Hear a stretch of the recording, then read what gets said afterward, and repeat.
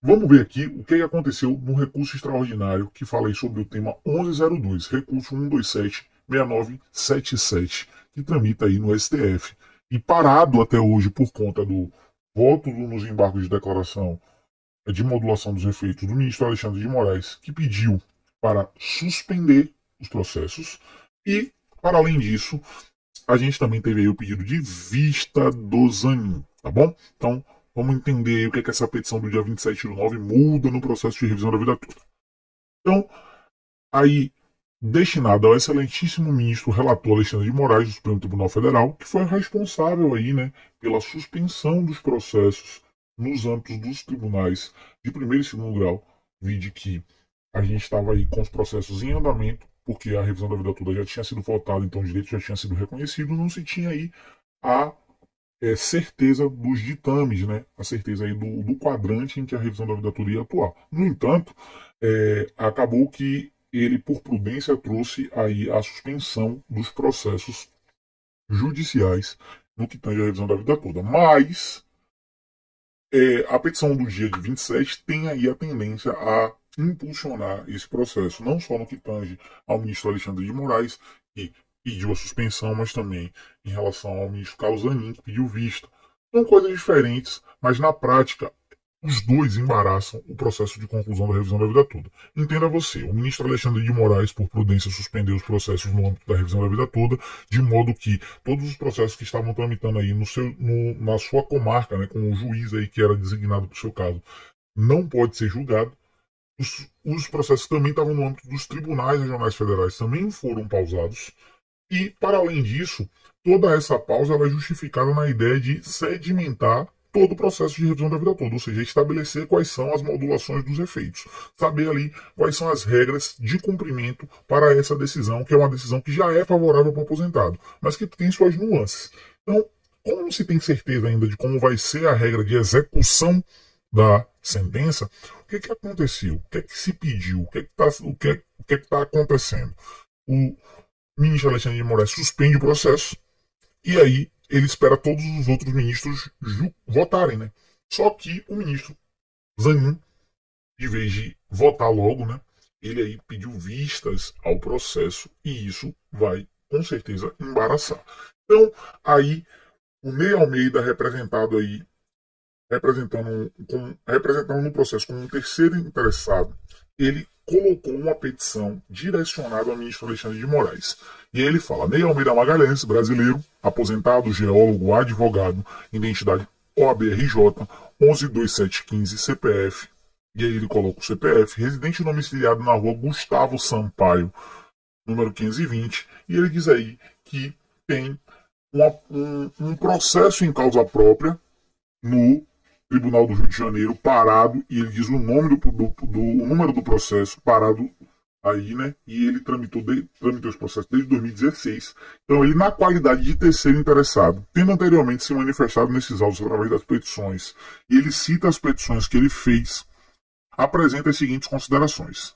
Nesta data estão passados 47 dias do pedido de vista apresentado em 15 de 8 de 2023 pelo excelentíssimo ministro Cristiano Zanin, que retirou de pauta de julgamento os embargos de declaração opostos pelo INSS, e 52 dias que Vossa Excelência determinou a suspensão de todos os processos que versem sobre a matéria julgada no tema 1102. Então, aí, 58 dias do dia 27 que ele fez a modulação dos efeitos, né, Alexandre de Moraes, e suspendeu os processos. Então já tem 58 dias, no mínimo, todos os processos parados em todo o Brasil. Até a data da publicação, da ata de julgamento dos embargos de declaração opostos pelo INSS, previsto para a sessão virtual do plenário de 11 a 21 de agosto de 2023. Com certeza não existe hoje na Suprema Corte nenhum processo tramitando com alcance social do tema 1102. De fato, é um processo que tem uma grande repercussão social. Vai reparar de maneira muito clara e objetiva muitas famílias, melhorando aí a qualidade de vida de muitos brasileiros, de cuja decisão, sem contar os inúmeros beneficiários, já foram falecidos.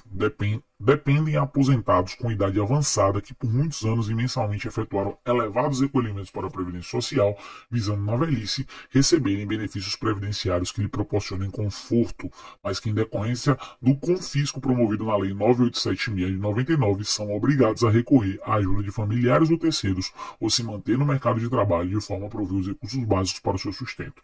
E aí é o que a gente vem falando, né? Realmente, o que aconteceu aí na revisão da vida toda, ele não atinge todos os aposentados e pensionistas, mas aqueles que atinge de maneira muito significativa, porque em algum momento essas pessoas que estão fazendo aí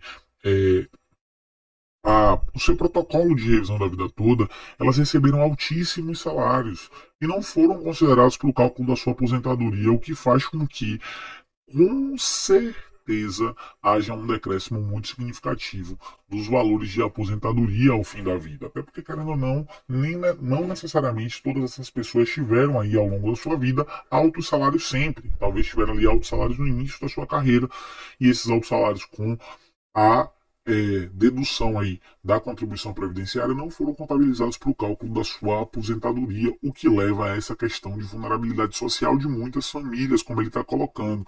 E corrigir isso nada mais é do que corrigir aquilo que é justo, porque as contribuições elas foram creditadas aí, né, em face da União por meio das deduções das contribuições previdenciárias dos segurados, que à época contribuíam muito alto pelo fato de estarem recebendo altos salários. O tema 1102 foi exaustivamente discutido nesta Suprema Corte e as considerações apresentadas pelo INSS no desembargo de declaração estão de forma perfeita modulados no voto apresentado por Vossa Excelência e completamente na divergência apresentada pela excelentíssima ministra Rosa Weber.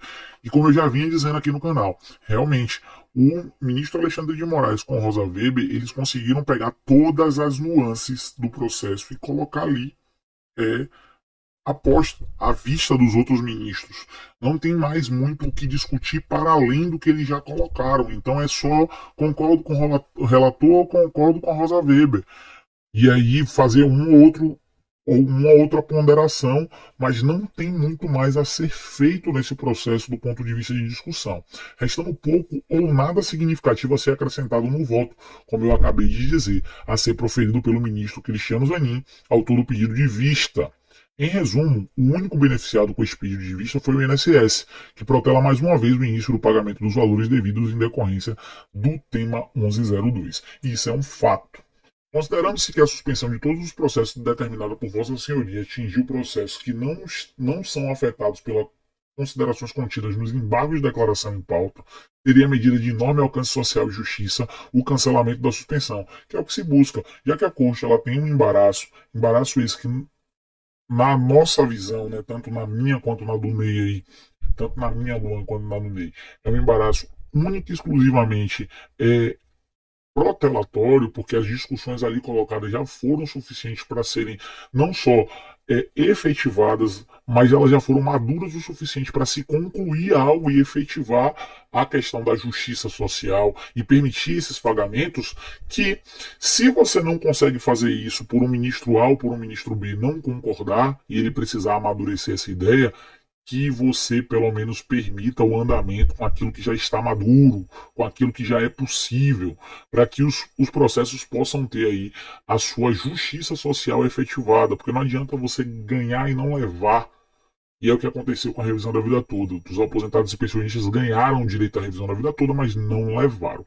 Acompanhado de instruções aos magistrados dos tribunais onde os processos se encontram suspensos, ou seja, reativa a possibilidade de os processos andarem e dá algumas orientações baseadas naquilo que já se tem de maduro, para avaliar a necessidade de aguardar ou não a decisão dos embargos de declaração ou dar andamento ao cumprimento da sentença proferida em dezembro passado do tema 1102. Se a gente continuar com isso, a gente tem na data de hoje aí exatos 3 meses para a decisão favorável fazer aniversário, gente, tá?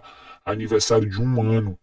E aí pouquíssimas pessoas, né? Não vou dizer ninguém, porque teve aí um lapso onde os processos correram, mas pouquíssimas pessoas tiveram aí a sua efetivação da justiça social, ou seja, tiveram aí a sua revisão da vida toda refletindo no seu contra-cheque, o aumento conseguiu ser efetivado. E isso é realmente algo muito complicado, porque o direito está aí, o direito, inclusive pela Suprema Corte, ele é autorizativo, ou seja, você tem direito à revisão da vida toda, mas assim, por conta de várias discussões, por conta de várias nuances, por conta da demora processual, ninguém está conseguindo efetivar esse direito.